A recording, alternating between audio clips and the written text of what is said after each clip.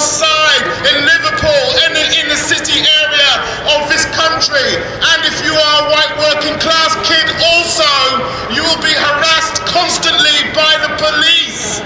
You cannot walk the streets in groups of more than 2, and that isn't a group, by the way.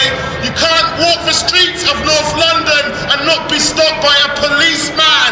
That was happening before the riots. That's been happening for over a decade now. It's the law of the land. They call it dispersal orders. They introduce a dispersal order, and the only people they disperse are black kids or white kids that don't look like they fit the bill, don't come from a nice middle class home.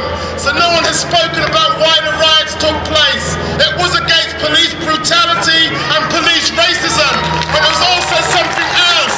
I'm also a member of an organisation called Black Activists Rising Against Cuts. We've been having meetings up and down the country for 6 months, telling the government and anyone else that wanted to listen, but they didn't. But the riots of 1980s, the early 80s against mass unemployment would be but a tea party compared to what was coming.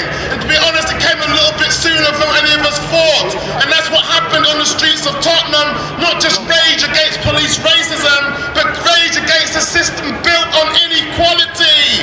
I know Karl Marx might not be in fashion for some people, but he was right when he said that capitalism came into the world dripping in blood, the blood of slavery, the blood of indigenous people who worked to death in their gold mines. They were meant to be celebrated on Columbus Day 2 weeks ago.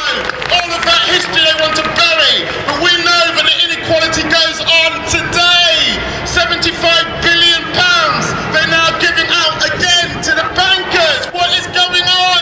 When they're telling us that old people are going to get kicked out of their homes in Tottenham, when they shut down 12 of the youth clubs in Haringey, which is where Tottenham is situated.